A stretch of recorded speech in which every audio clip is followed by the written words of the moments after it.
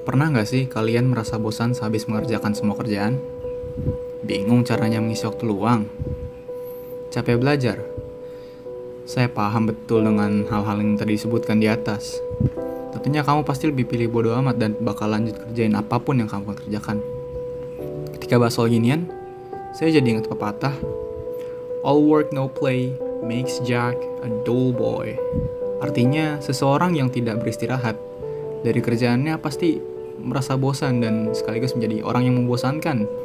Jadi, daripada kerjain kerjaan yang gak ada selesainya, gak salah kan kalau kita istirahat sebentar dan ngelakuin sesuatu yang epic. Epic! Gimana kalau main game?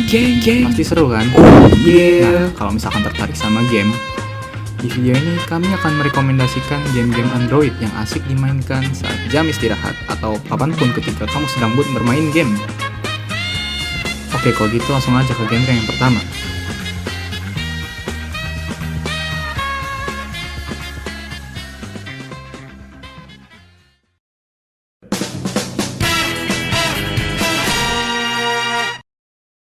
Millions of people are addicted to hours of gazing at electronic images on game screens and arcades and in their own homes. Game arcade itu game yang memfokuskan pada kemahiran pengamatan dan gerakan menekan tombol tertentu seperti combo gerakan, menghindarkan serangan, dan lain-lainnya. Biasanya, game arcade itu fast-paced atau bahasa Indonesianya cepat. Game arcade dimaksudkan dan didesain untuk dimainkan secara berulang-ulang, tidak seperti game adventure atau roleplay yang hanya terasa seru jika dimainkan sekali. Khusus di video ini, saya akan memberikan top 3 game arcade yang akan saya rekomendasikan. Yang pertama, ada Shadow Fight. Shadow Fight adalah game button mashing yang bercampur dengan sedikit RPG dan fighting. Game ini memerlukan kemahiran kemampuan berkombo-kombo serangan, kemampuan menghindar, dan kemampuan untuk membaca kombinasi gerakan lawan. Konsep dari game ini cukup menarik, ditambah dengan cerita yang hanya dijelaskan melalui siluet-siluet gambar, sehingga unsur RPG-nya tidak terlalu terasa dan elemen fighting yang diimplementasikan dengan tepat. Namun, saya kurang suka dengan fitur energi yang membatasi player untuk bermainkan game ini, dan kehadiran mikrotransaksi di game ini yang sudah memberikan kesan buruk kepada saya. Menurut saya, game ini patut mendapatkan 7,7/10. Yang berikutnya ada Downwell. Downwell menceritakan mengenai seorang pria bernama Weltaro yang penasaran mengenai sumur yang berada di suatu taman. Dia sudah membulatkan tekad untuk menelusuri di dalamnya sumur itu. Mengetahui keberadaan monster yang menunggunya di bawah sumur itu, dia menggunakan gun boots dan memulai perjalanannya menuju dasar sumur, menghabisi monster-monster di sana, dan menemukan banyak harta berharga. Game ini memiliki 3 tombol, bergerak ke kiri, bergerak ke kanan, dan tombol lompat. Ketika di udara, pemain mampu menembakkan peluru melalui gunboots-nya Weltaro. Konsep dari game ini sangat simpel, namun sangat sulit untuk diselesaikan. Ini adalah salah satu alasan mengapa game ini termasuk ke dalam kategori hardcore. Samping itu, dengan harga yang sepadan, menurut saya game ini patut mendapatkan nilai 8,6/10. Oh iya, ngomong-ngomong game ini udah mendapatkan banyak nominasi loh. Dan yang ketiga ada Brawl Star.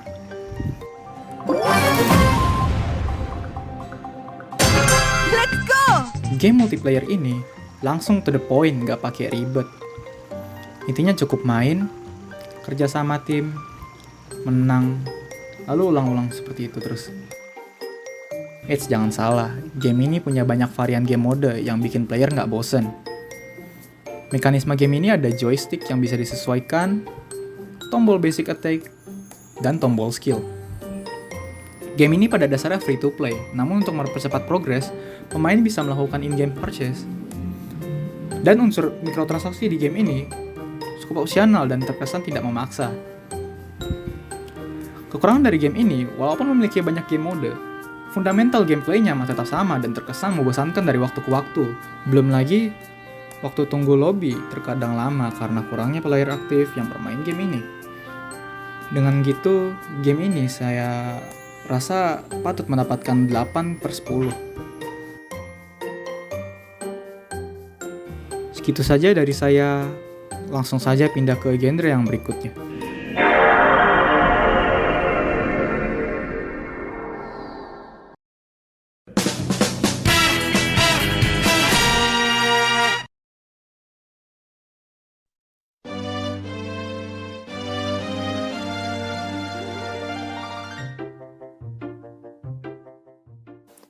Assalamualaikum warahmatullahi wabarakatuh.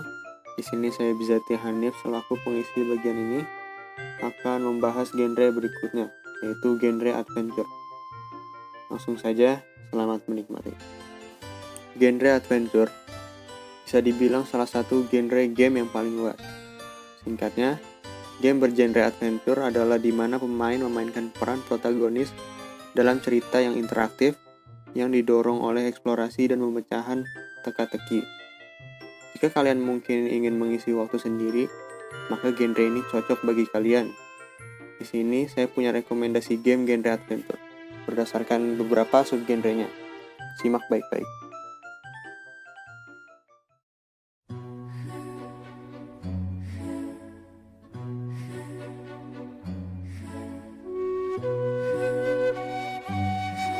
Game peringkat 1 di Android dalam genre adventure, Genshin Impact, adalah game PvE, open world RPG yang beralur cerita panjang.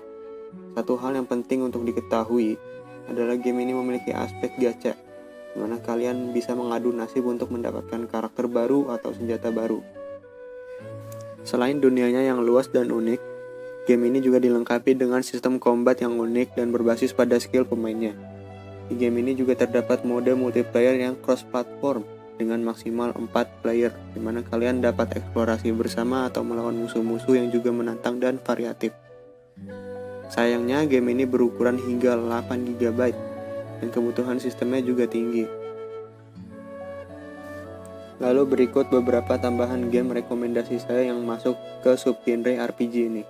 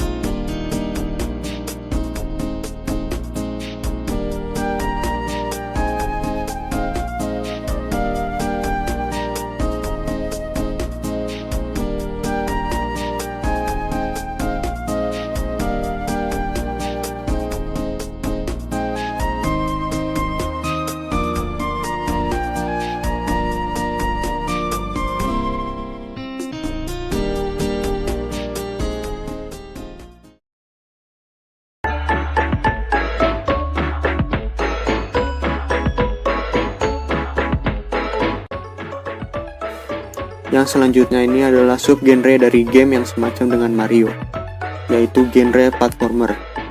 Dan game yang saya ingin rekomendasikan di sini adalah Super Cat Tales 2. Game ini seperti platformer lainnya, bersistem stage atau level. Platformer dengan karakter-karakter kucing ini juga mempunyai kisah cerita yang linear. Dalam game ini kalian dapat mengumpulkan beragam karakter kucing dengan kemampuan unik yang dapat digunakan untuk menemukan beragam rahasia dan memecahkan puzzle. Lalu berikut beberapa tambahan game rekomendasi saya yang masuk ke subgenre platformer ini.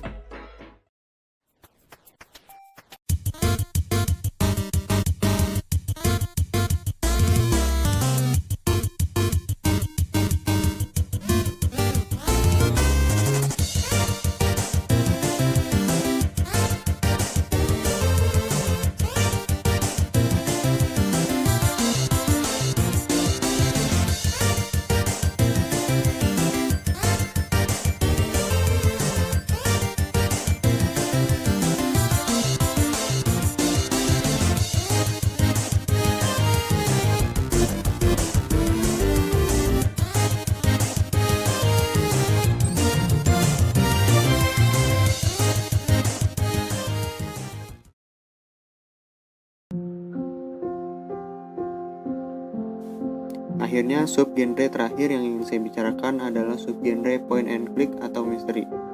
Genre point and click adalah genre yang biasanya mendefinisikan genre adventure sendiri. Namun karena temanya yang khusus, menurut saya ini adalah subgenre dari genre adventure sendiri.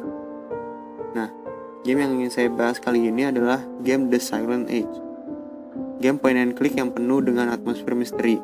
dengan beragam teka-teki yang menakjubkan, mengisahkan seorang janitor kantor yang tersesat dalam waktu dengan bantuan benda mesin waktu yang ia temukan. Lalu berikut beberapa tambahan game rekomendasi saya yang masuk ke subgenre point and click atau misteri.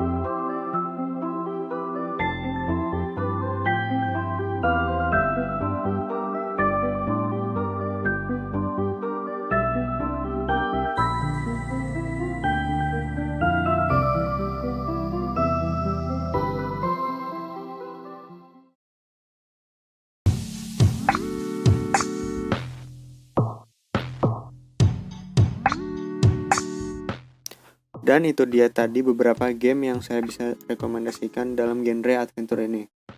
Tentunya jika kalian tertarik dengan salah satu game yang saya sebut tadi, usahakan jangan lupa waktu, apalagi di game-game bergenre adventure yang biasanya memiliki konten yang panjang. Oke, itu saja tadi isi kontribusi saya di video ini. Genre selanjutnya akan dilanjutkan oleh rekan saya. Terima kasih telah menonton. Wassalamualaikum warahmatullahi wabarakatuh.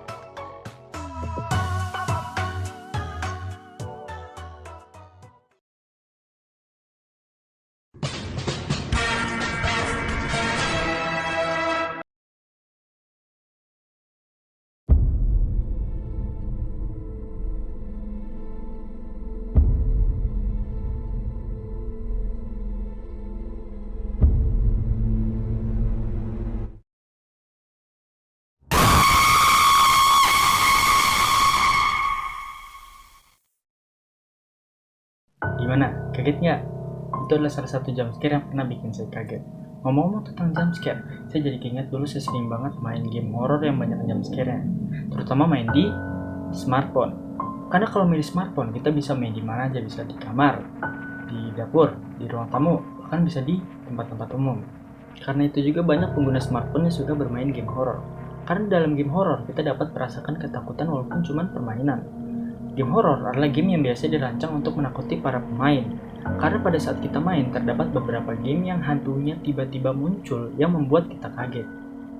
Karena untuk saat ini terdapat cukup banyak game horror yang dapat menguji keberanian, saya akan merekomendasikan 3 game horror yang menurut saya itu cukup menantang lah, oke? Simak baik-baik.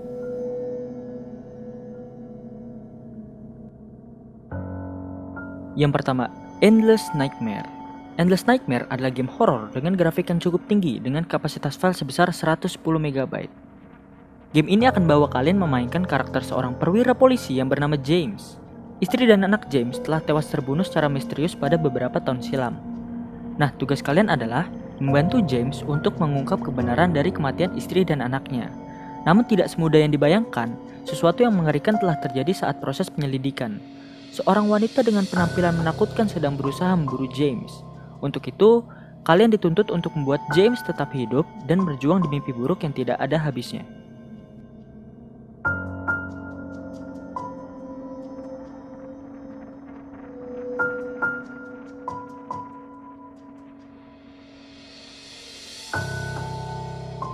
Yang kedua, Never Sleep.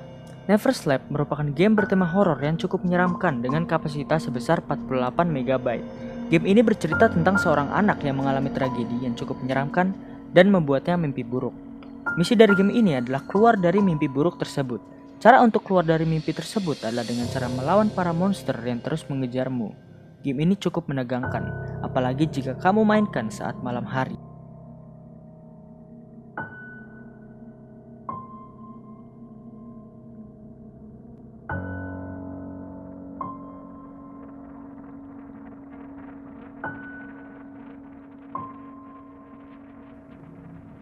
Yang ketiga, Granny.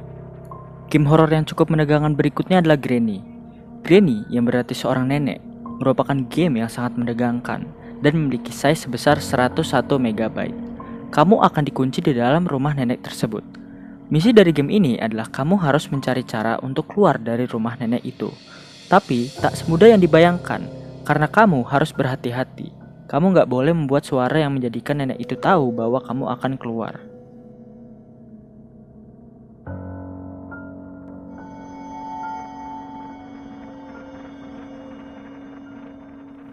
Sebenarnya masih banyak banget game horror yang cukup menantang seperti Slendrina, Slenderman, Five Nights at Freddy, dan juga Horror Hospital.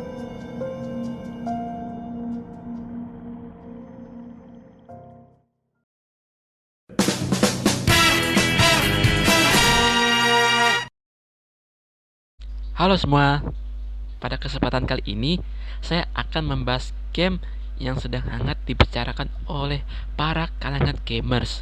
Game apa itu? Ya, Citus. Mungkin di antara kalian tidak kenal dengan game ini. Mungkin juga di antara kalian tidak kenal dengan game ini. Ini game apa sih? Eits, tenang dulu. Nah, maka dari itu, kali ini saya akan mengupas tuntas semua tentang game ini. Penasaran? Langsung saja, check it out.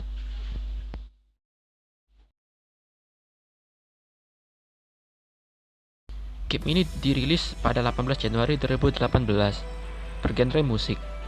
Kelihatan modern banget dari sisi desain, warna, dan tampilannya sangat modern. Desain karakter anime digabung tema cyberstuff.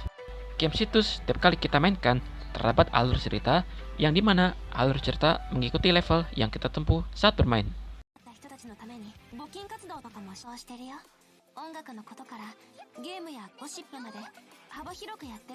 Cara bermain game ini pun cukup menantang. Kita menggunakan flick note. Jadi, mainnya tuh kita harus nyeret-nyeret jari agar cepat.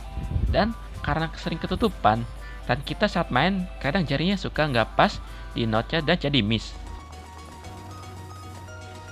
Game ini juga memiliki tingkat kesulitan yang dimana kalian bisa menyesuaikan dengan tingkat kemahiran kamu saat bermain game ini. Game Citus sudah tersedia di Play Store dan App Store. Namun, saat ini gamenya berbayar. Tetapi, game ini cukup murah kok bagi kalangan pemuda yang punya cukup uang untuk membelinya. Bagi kamu yang suka musik anime dalam bentuk alur cerita, game ini cocok untuk kamu yang punya waktu senggang saat bosan melanda kamu.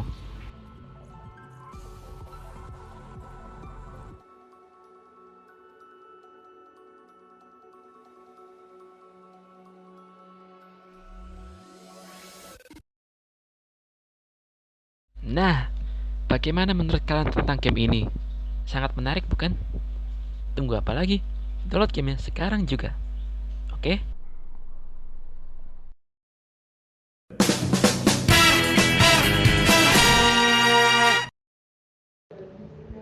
Assalamualaikum warahmatullahi wabarakatuh.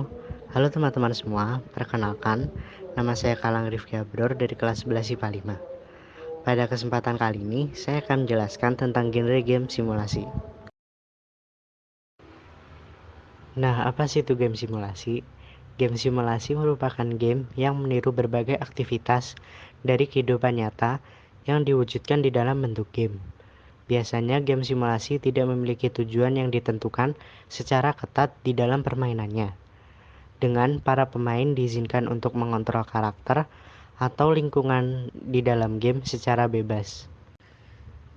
Di dalam simulation games terdapat beberapa subgenre.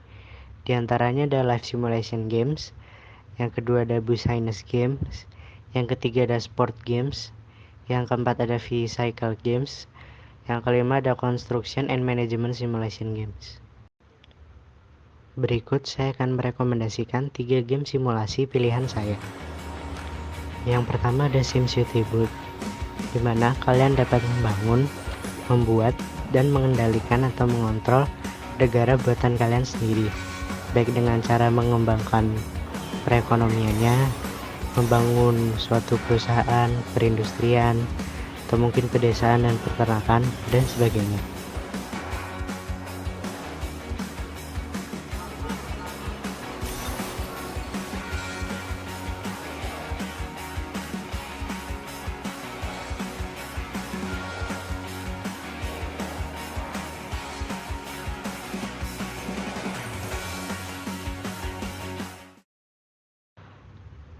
Dan yang kedua adalah YouTubers Live, di mana kalian akan berperan layaknya seorang YouTubers pada kehidupan nyata. Kalian dapat memilih akan berperan sebagai YouTubers musisian, hoki, atau mungkin gamers. Di sana kalian juga akan berinteraksi dengan orang lain dan mengembangkan YouTube kalian yang dimulai dari nol.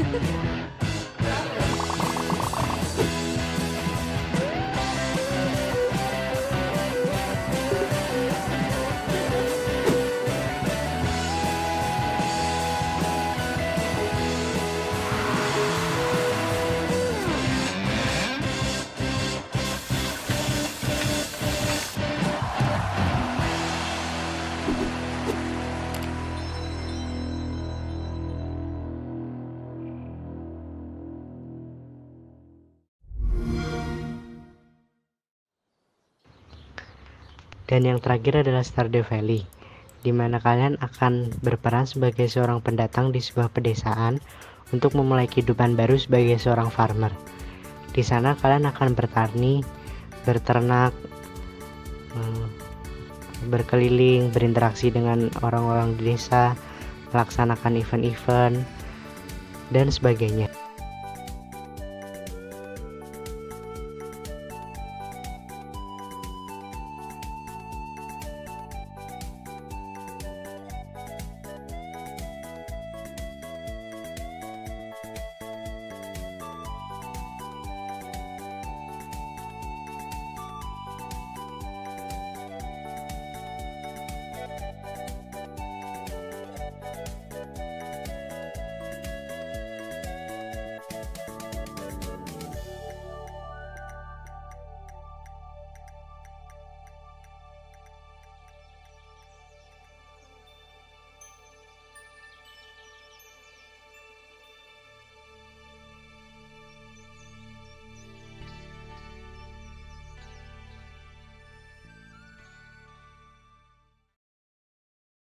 Gimana nih, seru-seru kan?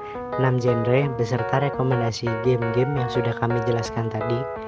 Semoga dapat membantu kalian ya buat merefreshing otak kalian dan mengisi waktu luang kalian.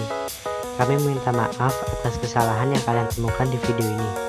Terima kasih ya kalian semua yang sudah menonton video ini. Sekian, wassalamualaikum warahmatullahi wabarakatuh.